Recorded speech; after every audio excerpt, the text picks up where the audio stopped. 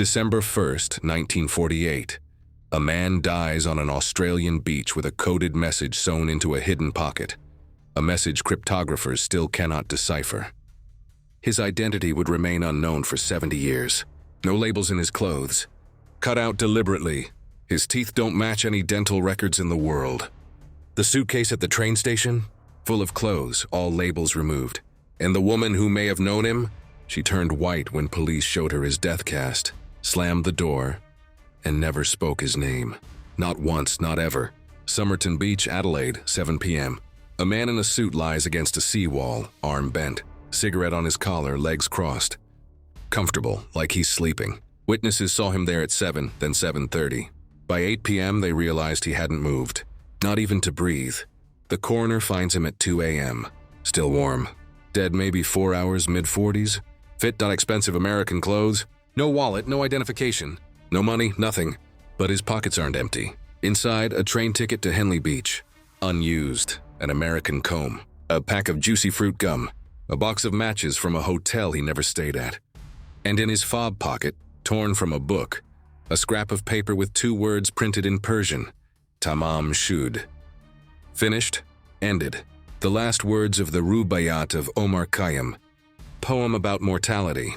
But that's not the disturbing part. January 1949, a man walks into the Adelaide police station carrying a book. Found this in my car, he says. Back seat, don't know how it got there. The book, The Rubaiyat of Omar Khayyam. Published in New Zealand, rare edition. And in the back, where someone tore out the final page, a perfect match to the paper in the dead man's pocket. But there's more. On the back cover, written in pencil, 5 lines of letters. Not random, deliberate. Cryptographers examine it. Military intelligence. Code breakers who cracked enemy communications during the war. They work on it for weeks, months, years. They cannot solve it. The first line and last line almost match. Only one letter different. Deliberate repetition. A cipher key, someone's initials nobody knows. But underneath the code, a phone number barely visible. Written, then erased, then traced again. The number belongs to a woman named Jessica Thompson. Police knock on her door. Show her the book, the code. She says she doesn't recognize it. Then they show her the cast they made of the dead man's face. Plastered, eyes closed. Peaceful, she stares at it. The color drains from her face. She grips the doorframe. I don't know him, she whispers.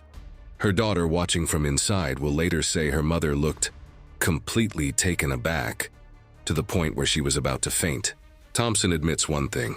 During the war, she gave a copy of the Rubaiyat to an Australian military officer named Alfred Boxall. She'd written an inscription inside. A personal message. Police track down Boxall. He's alive in Sydney. And he still has the book she gave him. Inscription intact, so who tore the page from this copy? Who wrote the code? Who left the book in a stranger's car? The autopsy reveals something impossible. The man's spleen is 3 times normal size. His liver is engorged with blood. Signs of poisoning. But the toxicology comes back negative. Whatever killed him left no trace in 1948. His pupils were unusually small. Sign of opiate poisoning. But there are no opiates in his system. His last meal, a pasty, eaten around 3:30 p.m. He dies by 8 p.m. Except there's no pasty in his stomach. Not digested. Not partially digested. Gone. One expert suggests digitalis, a poison from foxglove plants. Nearly undetectable. Causes the exact symptoms found in the body, but they can't prove it. Here's what they know for certain. Someone removed every identifying mark from this man. Every label, every tag. His teeth filed down to prevent identification. Even his fingerprints don't match any record in Australia, England, or the United States. Someone wanted him erased. 2 theories emerge. Theory 1, he's a spy. Cold War, 1948, Soviet intelligence versus Western powers. The code is a cipher. Thompson is his contact. He's poisoned by the other side. It explains the erasure, the code, her reaction. But British intelligence examines the code. So do American cryptographers, the NSA looks at it decades later. None of them can break it. And if it's a code, why write it in a book left in a random car? Why make it so easy to find? Theory 2, it's personal. A love affair, suicide. The code is just the first letters of a poem. A final message to a lover. Thompson knew him. She lied to protect her marriage. The inscription in the book, a private goodbye. But the poisoning requires sophistication. The systematic removal of all identification, the strange placement of items, train ticket in pocket, unused, cigarette on collar, unsmoked. And Thompson's daughter will later say she wondered if the Somerton man was her biological father. She refused a DNA test until 2013. By then it was too late. Yet none of this explains what pathologist John Cleland discovered. The dead man's calf muscles, overdeveloped. Consistent, Cleland said, with someone used to wearing high heels or pointed shoes.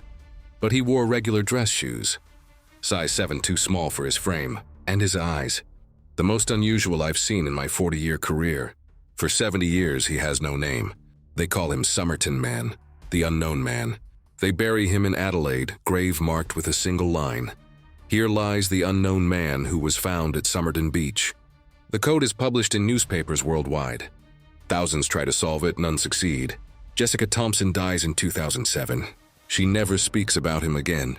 Not to her daughter, not to her investigators. When pressed in the 1970s, she says, "I'd tell you if I could, but I can't." What did she mean? 2022 DNA technology advances.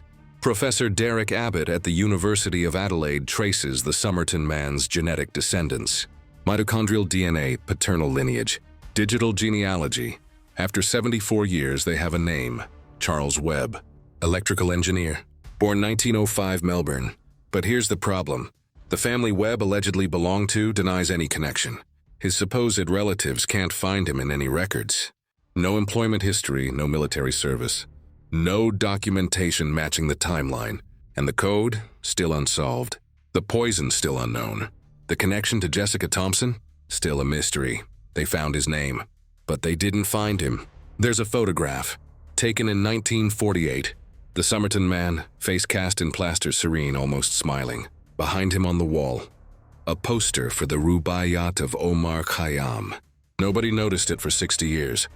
The verse beneath the poster reads, "Indeed, the idols I have loved so long have done my credit in this world much wrong, have drowned my glory in a shallow cup, and sold my reputation for a song." They say the code is unsolvable. That maybe it isn't a code at all. But Jessica Thompson knew. She recognized his face. She never said his name. And in her belongings after she died, a copy of the Rubaiyat, with one page torn out.